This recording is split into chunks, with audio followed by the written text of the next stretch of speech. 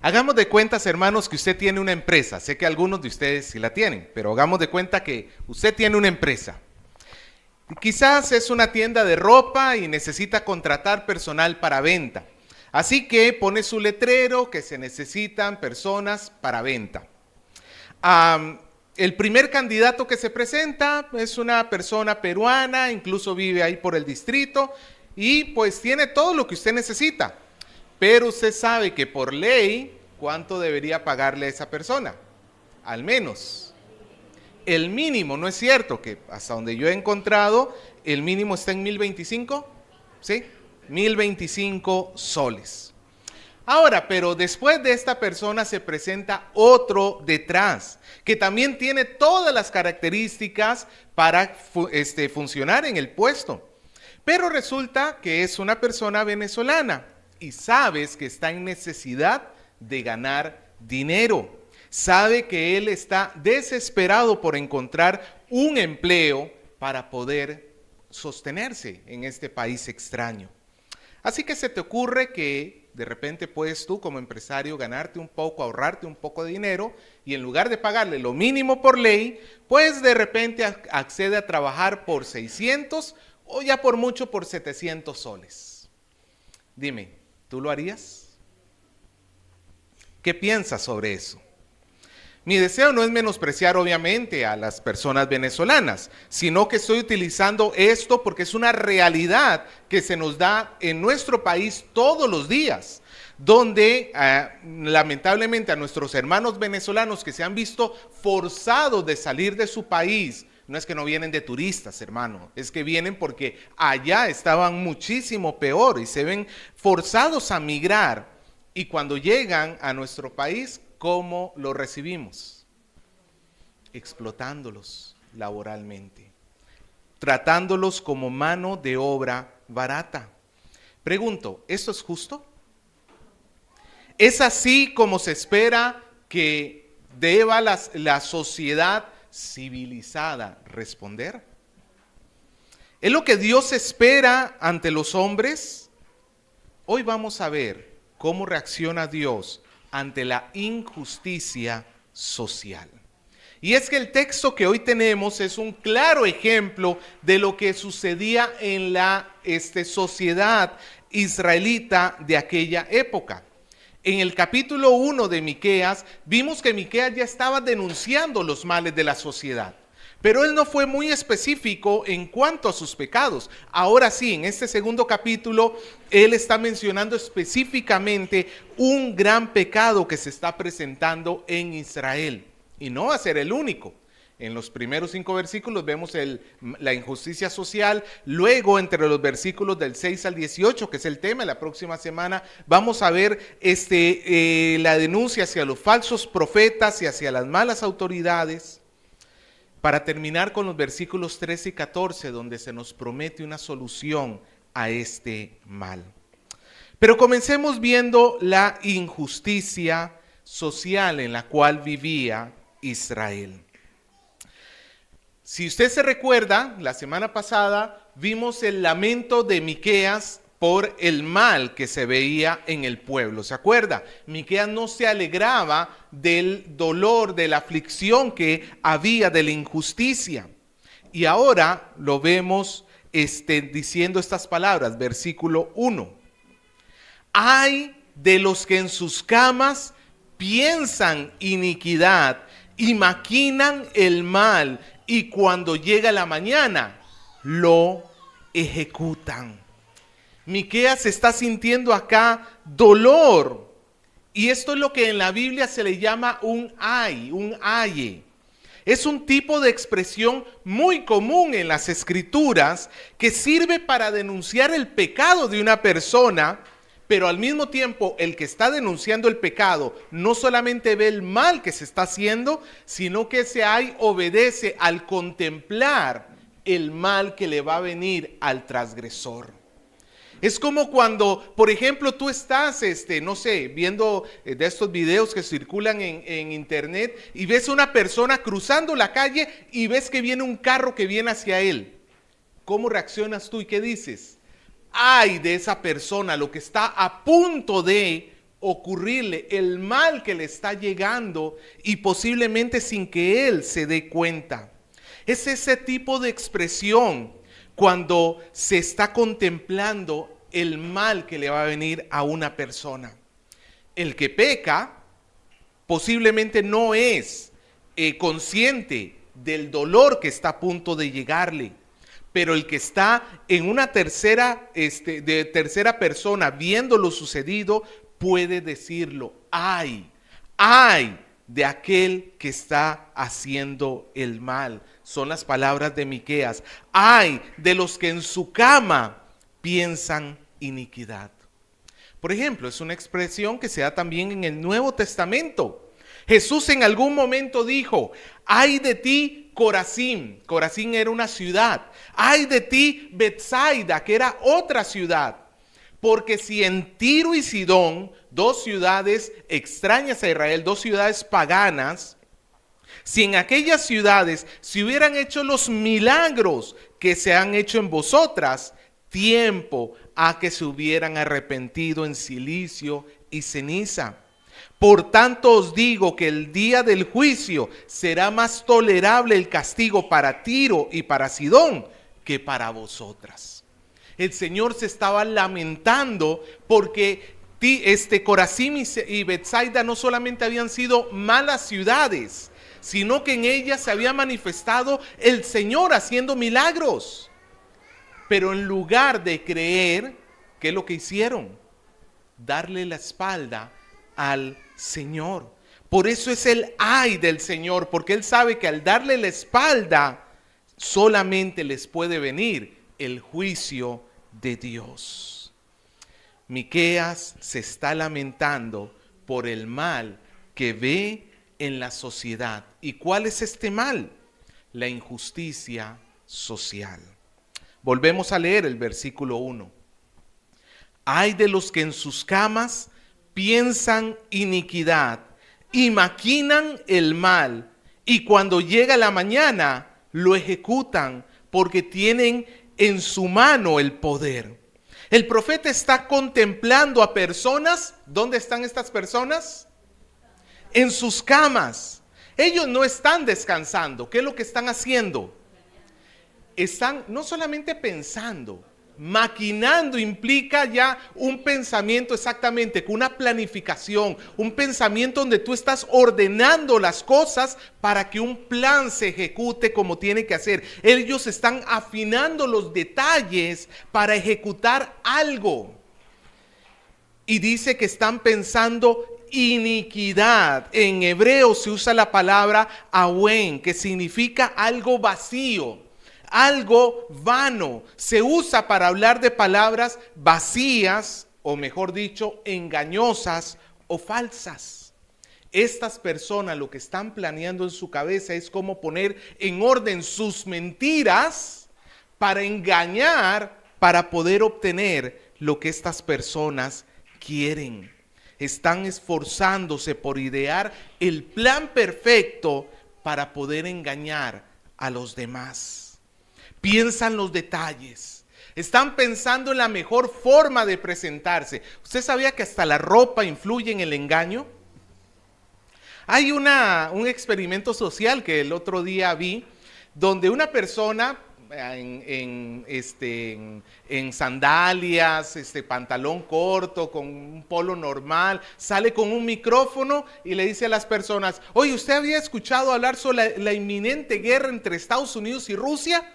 Y entrevistando a alguien en la calle, ¿no? Y esta persona decía: no, eso es mentira, no hay guerra entre Estados Unidos y Rusia, eso es una gran mentira, ¿de dónde lo habrá sacado? No le creyeron. Pero luego el tipo se puso terno, corbata, salió bien ordenadito, igual con su micrófono y con una persona con la cámara, y salió con la misma noticia. ¿Qué opinas tú sobre la guerra entre Estados Unidos y Rusia que está a punto de comenzar? Y ahí la gente comenzaba a desplayarse. Sí, es que es por esta cuestión geopolítica, es por esto, por lo otro, por aquí, por allá. El simple hecho de una vestimenta hizo más creíble un argumento que era falso. No sucede todos los días en TikTok. Cuando sale una persona dándote consejos de salud, pero sale con una bata blanca y ojalá con un estetoscopio puesto en el cuello, tú dices, ese es un doctor y sí le creo. Pero si saliera en bermudas, no le creerías igual. Estas personas están planificando todos los detalles para hacer que su engaño sea creíble. Y ellos simplemente están esperando que el sol comience a alumbrar, que salgan los primeros rayos del sol para ponerse en pie e ir y ejecutar el plan que han tramado en sus corazones. La idea que se nos presenta en el versículo 1 es la idea de que esta persona está ansiosa por hacer el mal. No puede pegar los ojos en toda la noche. Solo está a la espera de que llegue el día, porque el mal ya ha sido consumado en su corazón. Esta persona ya se ha entregado completamente a la tentación de dañar a su prójimo. Su corazón ya pensó el mal, lo amó y ahora solamente le falta ejecutarlo. Y antes de que pasemos a ver un detalle importante sobre esta persona, quiero que notemos el mal que están buscando hacer. Versículo 2, que nos dice, codician, ¿qué cosa? Las heredades. ¿De qué tipo de engaño entonces tiene relación? ¿Qué es lo que quiere esta persona? Las tierras de otro. Codician las heredades y las roban. Las casas y las toman. Oprimen al hombre y a su casa, al hombre y a su heredad. Acá está lo que ellos están tramando durante toda la noche. Ellos han visto que algún vecino tiene una buena propiedad, posiblemente su terreno es grande o plano o de repente fructífero, y esta persona lo ha codiciado para sí mismo. Él no se conforma con la propiedad que tiene, quiere despojar al otro de lo que tiene. Aún en nuestra cultura esto está mal, ¿sí o no? Hasta hoy en día tenemos, y esto es presente en todo lugar, personas que quieren la propiedad de otro. Desde aquel que quiere tu celular y te lo arrancha, o aquel invasor de terreno que se mete a un terreno que es ajeno, pero se planta allí para poder tomarlo a la fuerza, o el hermano que quiere injustamente quitarle a su otro hermano la herencia que debería ser para los dos. Posiblemente lo que estas personas hacen en nuestra historia bíblica es otorgar préstamos a otras personas. Al parecer, y esa es una forma como se hacía en la época, no muy diferente a como se hace hoy en día, estos hombres lo que hacían era otorgar préstamos con intereses muy altos. Impagables en realidad, muy difíciles, pero ¿cuál era la hipoteca? El terreno que querían. Mira que tú necesitas, no sé, 25,000 soles, no te preocupes, yo te los presto. Pero le ponía una tasa de interés tan alto y para asegurarse era la propiedad. De tal manera que cuando esa persona se viera incapaz de pagar el préstamo, ¿qué tenía que entregar? Su propiedad. Tomen en cuenta que estas personas no solamente están perdiendo su casa, también estaban perdiendo su forma de ingreso para vivir, porque muchos de ellos vivían de la tierra. No solamente era el techo que los protegía, era lo que les producía el pan para comer, por decirlo así. Si el día de mañana alguno de nosotros, Dios no lo quiera, pierde su casa, pero todavía podemos decir, me queda el trabajo, ¿sí o no? Podemos todavía decir eso. No es la mejor solución, no es el mejor momento, pero todavía nos queda el trabajo. Estas personas perdían todo. Ahora, para entender esto necesito que entiendas algo que estaba en la ley del Señor, para mostrar la gravedad de lo que estaba sucediendo. En la ley de Moisés estaba establecido que que la tierra no se podía entregar a otra persona a perpetuidad, porque la tierra prometida en sí nunca fue propiedad de Israel. ¿Sabe de quién era la tierra prometida? De Dios. Cuando Dios recibe yo sé que usted me va a decir, pero Dios es el dueño de toda la tierra. Sí, pero no ese es el sentido de acá. El sentido de acá es como si Israel estuviera entrando como un arrendador. ¿Cuántos de ustedes alquilan su vivienda donde están?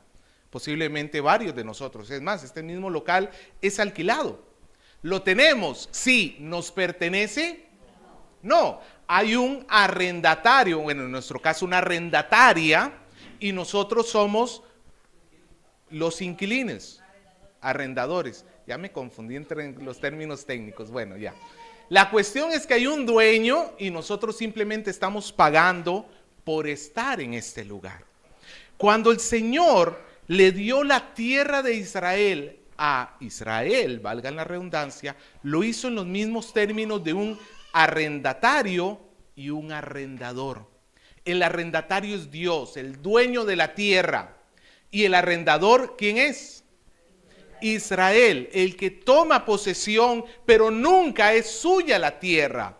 Levítico 25:23, en la Nueva Versión Internacional, el Señor le dice a Israel: la tierra no se venderá a perpetuidad, porque la tierra es mía, y ustedes no son aquí más que extranjeros y huéspedes.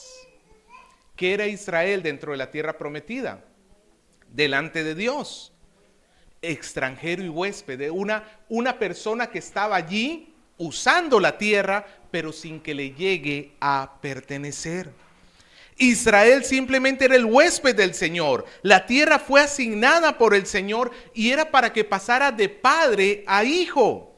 Incluso la ley de Dios establecía que si una persona tenía que, por ejemplo, por deuda, vender su terreno, al siguiente año del jubileo, que eran cada 49 años, al siguiente año de jubileo, sin excusa alguna, esta persona tenía que recibir de regreso su territorio, su terreno que había recibido.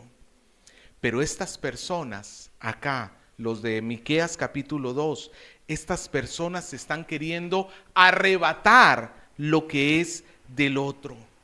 Por tanto, su acción no solamente es en contra de su prójimo, su acción es una afrenta directa a Dios, porque están tratando el terreno como suyo, como propio, y no como que le pertenecía a Dios.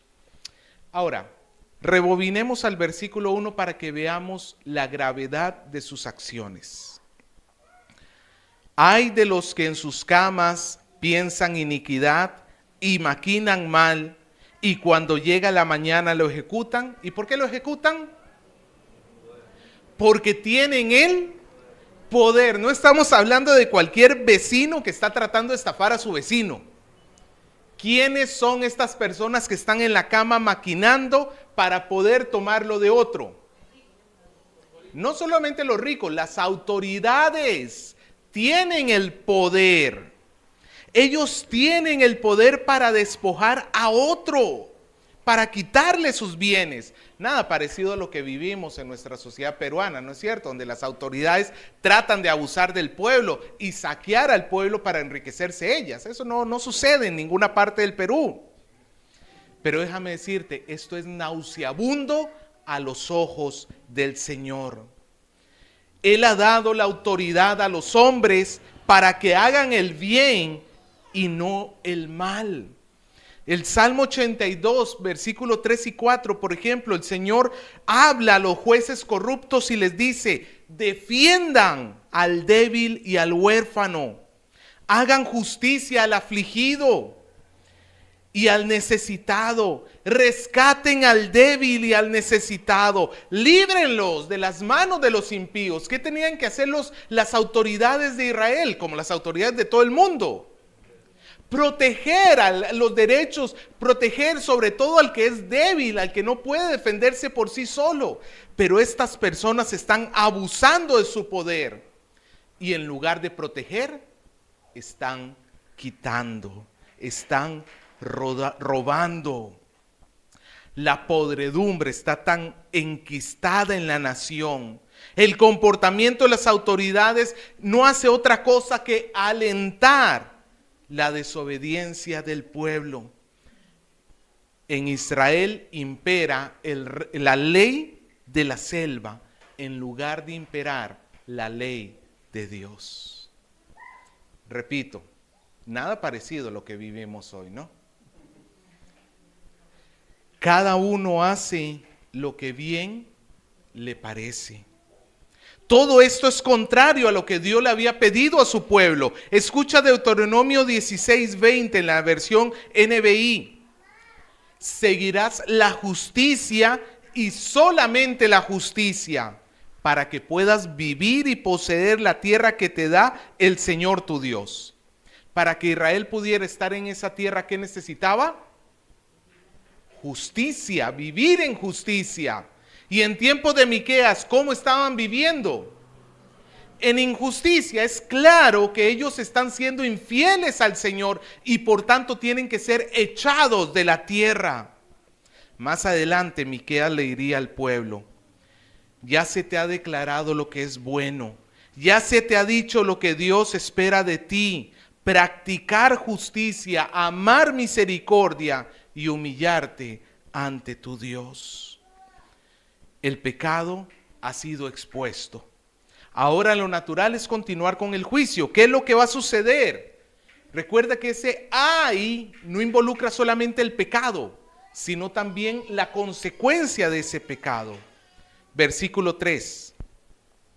Por tanto, así ha dicho Jehová: he aquí, yo pienso contra esta familia un mal del cual no sacaréis vuestros cuellos, ni andaréis erguidos, porque el tiempo será malo. En el versículo 1, ¿quién está pensando el mal? Las malas autoridades, ¿cierto? Son las que están en la cama pensando el mal. Y en el versículo 3, ¿quién es el que está pensando el mal? El Señor. Ahora, no es lo mismo.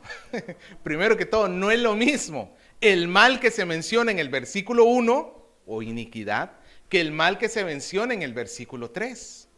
Mientras que las malas autoridades lo que están tratando es de maquinar cómo ordenar todo para pecar y traerle en su pecado daño a su prójimo, lo que está haciendo el Señor es pensando en toda la justicia que tiene que derramar sobre estos hombres y que el estado de estos hombres va a ser tan doloroso, incluso muchos de ellos van a morir, y en esa forma se le llama el mal, no porque sea un mal moral, sino porque el resultado de esa persona va a ser de mucho dolor y sufrimiento. Por eso es que se le llama aquí que Dios está pensando el mal, no el pecado, sino el juicio justo sobre el pecado. Ahora, encontramos un gran reto sobre el versículo 3. ¿Sobre quién viene el mal? ¿Sobre quién viene el mal?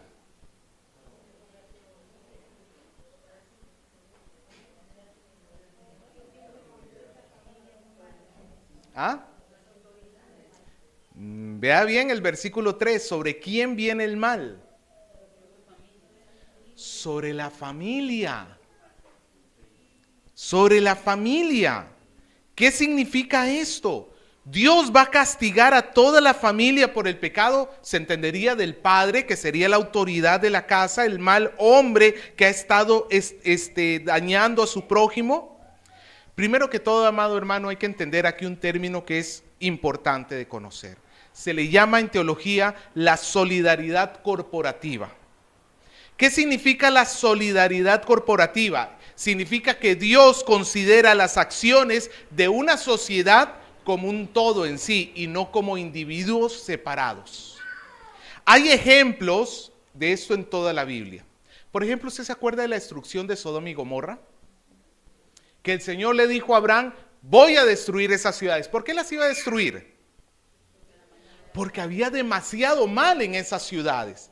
Abraham intercedió y le dijo, Señor, pero es capaz que en ese lugar hay, y se acuerda cómo fue la conversación de Dios con Abraham, ¿no es cierto? Hay X cantidad de justos. ¿Aún así la castigarías porque hay esa cantidad de justos? No, le dice al Señor, mira, eso es solidaridad corporativa. El Señor estaría evitando el castigo de todos por el comportamiento de un pequeño grupo. Pero el asunto es que no estaba ese grupo. Menos gente. Y usted sabe la conversación de Dios con Abraham, ¿no es cierto? Quizás no son tantos menos, quizás no son tantos menos, quizás no. Pero el Señor siempre estuvo dispuesto en ese sentido a aplicarle misericordia por amor a unos pocos, aplicarle esa misericordia a todos los habitantes y no traerle la destrucción que había prometido. Eso se llama solidaridad corporativa. Luego vemos que Lot, siendo el único justo de la ciudad, sufrió la destrucción de la ciudad porque era lo que toda la sociedad merecía, aunque Dios preservó la vida de Lot. Pero aún así tuvo que sufrir la destrucción de Sodoma y de Gomorra. Así que el pecado de estas personas, de toda la familia, por el pecado de toda la familia, no solamente de este hombre, sino de sobre toda la familia, cae el juicio de Dios. Y es más, no solamente va a ser sobre esa familia en particular. ¿Sobre quién iba a caer el juicio de Dios? ¿Sobre quién iban a caer los asirios? Iban a revisar, a ver, esta es la casa del mandatario, a este sí atacamos. Y esta es la casa, no, este es un vecino, esta no la atacamos. En realidad, el juicio iba a caer sobre todo Israel. Como un todo iban a ser castigados e iban a ser expulsados de la tierra. El mal está previsto. Toda la nación va a tener que sufrir el castigo de Dios, porque el mal es corporativo. El pecado de uno afecta a todos.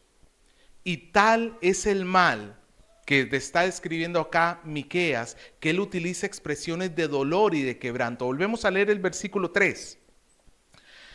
Por tanto, así ha dicho Jehová, he aquí yo pienso contra esta familia un mal del cual no sacaréis vuestros cuellos. Eso suena raro, ahora se lo voy a leer en otra traducción. Ni andaréis erguidos, porque el tiempo será malo. Quizás tú no logres entender a qué se denota, o sea, qué quiere decir específicamente, pero creo que la idea de fondo es clara. ¿Cómo va a ser el mal que va a traer el Señor sobre Israel? Va a ser muy fuerte, va a ser destructivo. Escucha cómo lo traduce la NTV. No podrán librar su cuello de la soga. No podrán volver a caminar con orgullo, porque será un tiempo terrible. Ellos oprimen al débil, pero ahora va a venir un opresor sobre ellos. Ellos le quitaban la tierra a sus vecinos y ahora va a venir a uno que les va a quitar la tierra a ellos. Van a ser llevados cautivos en humillación y en dolor. Tal va a ser el sufrimiento que el Señor anticipa la burla que los pueblos vecinos van a hacer. Versículo 4 nos dice: en aquel tiempo levantarán sobre vosotros refrán y se hará endecha de lamentación. Refrán y endecha un refrán es un proverbio, ¿no es cierto? Una expresión que de alguna manera muestra una sabiduría en cierta manera. Es como cuando nosotros decimos, ya ves, fuiste por lana y saliste trasquilado. Es un refrán, pero es un refrán con burla, ¿sí o no? ¿Qué es lo que está queriendo decir ese refrán? Que tú buscando hacer algo, se te regresó a ti. Tú buscándole el mal a otra persona y tú saliste dañado. Es un refrán con burla. Algo parecido es acá lo que tenemos. Es la gente, el pueblo, los demás pueblos alrededor de Israel diciendo, versículo 4, ¿cuál es la endecha? Del todo fuimos destruidos. Él ha cambiado la porción de mi pueblo.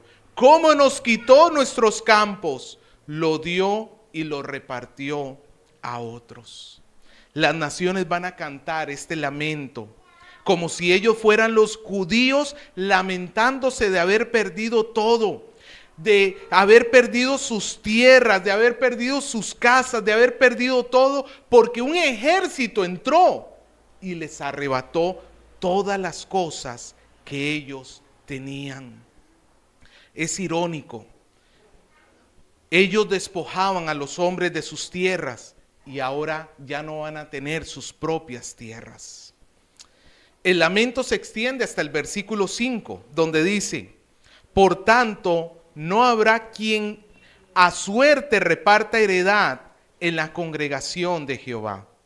¿Se acuerda cuando estudiamos Josué y se iba a repartir la tierra prometida? ¿Cómo se hizo? Por suerte.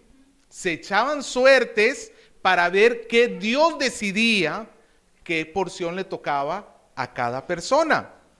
Cada tribu recibió su parte por suerte, bajo la decisión de Dios. Pero ahora el versículo 5 está echando en cara de que ya no va a haber ninguno de ellos que pueda recibir tierra, porque Dios los está echando de su propiedad.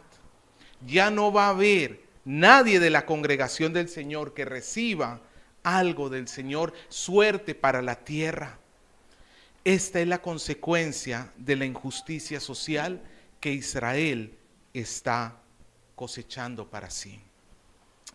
Ahora, pensemos en lo que nos deja este texto para nosotros. Es claro que Dios nos muestra que Él no quiere que las autoridades abusen de su poder, ¿sí o no? Es claro esto. Esto es un principio que también encontramos en el Nuevo Testamento. Por ejemplo, Pablo en 1 Tesalonicenses capítulo 4 versículo 6 en la NBI dice: nadie engañe ni perjudique a su hermano en este asunto, porque el Señor castiga tales prácticas, como ya les hemos dicho y advertido claramente. ¿El Señor aprueba que engañemos a otro para sacar ventaja? No, el Señor no aprueba eso. Es más, la iglesia siempre ha sido el lugar que Dios ha escogido para que los sectores más vulnerables de la sociedad pudiesen ser protegidos y guardados. Por ejemplo, la protección a las viudas y a los huérfanos.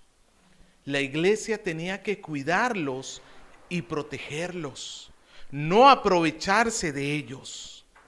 Estamos llamados, amados hermanos, a defender a los que no tienen la capacidad de hacerlo. Recuerda esto: Dios no te llama a hacer el mal, ¿cierto? Pero tampoco te llama a callarte frente al mal. No podemos nosotros ver el mal de este mundo y no denunciarlo, no señalarlo, no decir eso que estás haciendo está mal. Porque si nosotros callamos, amado hermano, estaríamos siendo cómplices de la maldad de esa persona. La iglesia está llamada a levantar su voz, especialmente por los que menos poder tienen, por los que no se pueden defender. Por ejemplo, el aborto. ¿Cómo se va a poder defender un niño en el vientre de su madre? ¿Cómo se va a poder defender esa criatura que está allí metida y que abusivamente su madre, su padre, un médico destrozan a la criatura dentro del vientre de la madre? la arrancan a pedazos dentro del vientre de la madre. ¿Qué puede hacer esa criatura ahí adentro? ¿Con qué se va a defender? Eso es maldad pura. Eso es maldad que como iglesia no podemos consentir. No podemos validar, no podemos decir, mi cuerpo, mi regla, mi derecho, mi cuerpo, mi vida, yo hago lo que me da la gana. Eso es asesinato, y asesinato es la peor manera. Todavía si mataras a un adulto, puede aunque sea meter las manos para evitar que lo mates. Pero ¿qué va a poder hacer ese embrión en el vientre de una madre? En lo que debería ser el lugar más protector de toda su vida, se vuelve su tumba. Como iglesia no podemos callar ante eso. Como iglesia no podemos callar ante el abuso que está habiendo frente a nuestros niños, al quererles meter a la fuerza en todo lado, ya sea en el sistema educativo, ya sea en lo que ven en internet, ya sea en todo lado, que les están lavando el cerebro para decirles que es normal que un hombre se case con un hombre o una mujer con una mujer. Y ellos son niños. Lo que ellos ven van a terminar pensando que es lo normal, que es lo que es correcto. Y se está abusando de los infantes. El otro día en España hubo un desfile por las calles donde niñas de no más de 8 años, vestidas con apenas cubriéndose su parte superior, con apenas cubriéndose sus partes inferiores, con unas medias largas y con tiras de cuero atadas al cuerpo, como si fueran mujeres de la calle. ¿Usted me entiende? Y desfilando varias de ellas por las calles, parte de un desfile que celebra la diversidad sexual que tiene el hombre. Haz números a eso, enseñándoles a las niñas que deben exhibir su cuerpo delante de los demás para provocarles placer, para provocarles lujuria. No es muy lejos de cuando un padre o una madre consciente de que su hija se atrinquete bien y ande exhibiendo todo su cuerpo en la calle. No es muy diferente. Vistiéndolas como carne para cañón, para que cualquier depravado termine pensando mal o haciendo el mal. Y yo sé que no hay justificación para el depravado, no hay justificación. Ese depravado debería pagar su pena de una forma terrible y fuerte, porque le ha malogrado la infancia a una pobre criatura. Pero muchas veces solamente lo culpamos a él y no nos damos cuenta de todo lo que como sociedad vamos haciendo que ha terminado en esa situación. No, amado hermano, como iglesia tenemos que abrir los ojos. Tú tienes autoridad por parte de Dios sobre muchas cosas, sobre tu casa, sobre tu familia.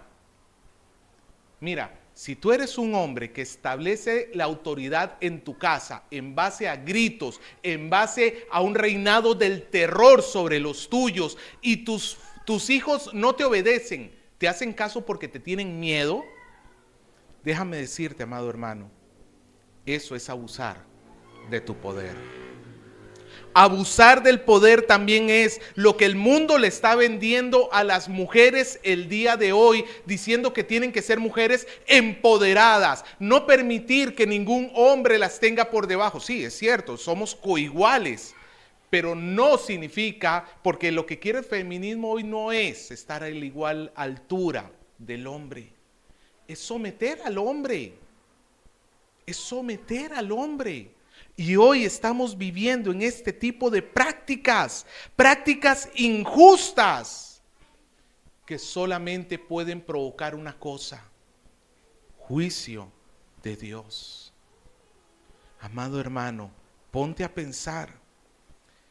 Vivimos en una sociedad altamente pecadora, obviamente. Vivimos en un mundo que vive de espaldas a Dios, no les interesa a Dios. No lo conocen ni les importa. ¿Quién sí conoce a Dios? Tú como iglesia. Tú como cristiano sí conoces al Señor. ¿Te acuerdas que el Señor dijo en cierto momento que nosotros somos sal y luz del mundo? ¿Qué hace la sal? Ponerle el saborcito. Somos la iglesia porque le ponemos el saborcito rico a la vida. Preservación.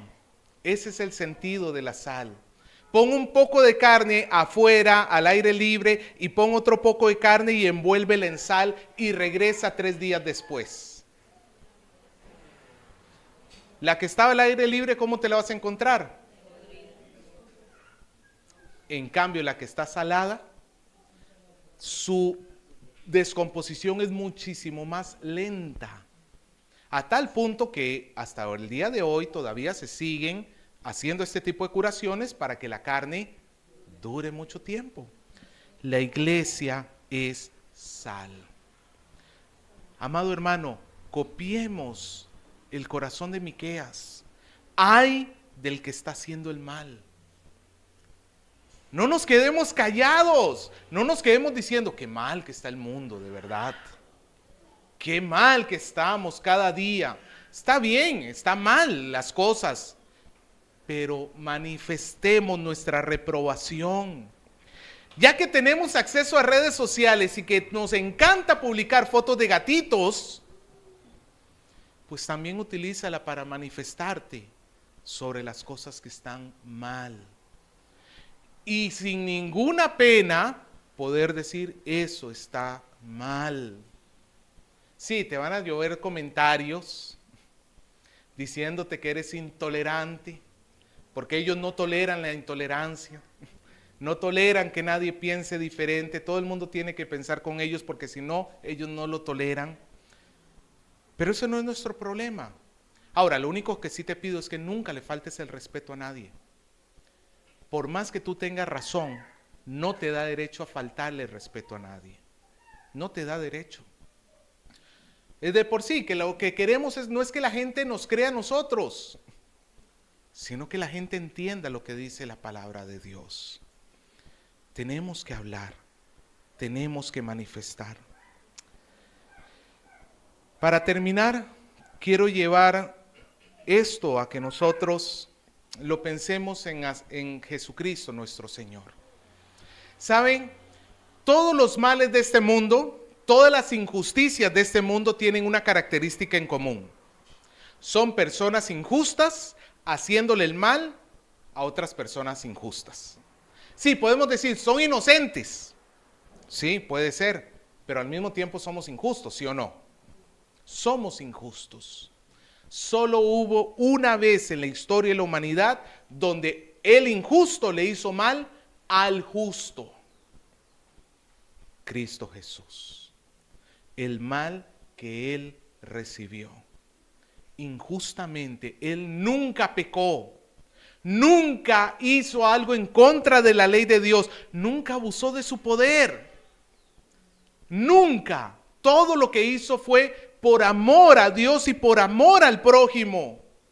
Pero sin embargo, Él recibió el peor de los males, la peor injusticia, como si Él hubiera sido un vil pecador. Él recibió la injusticia para pagar por nuestros pecados. Y al hacerlo, Él nos da una nueva naturaleza para que nosotros podamos hoy vivir justamente. Yo te invito a pensar, hermano, ¿qué estás haciendo que está siendo injusto con tu prójimo? ¿En qué estás fallando?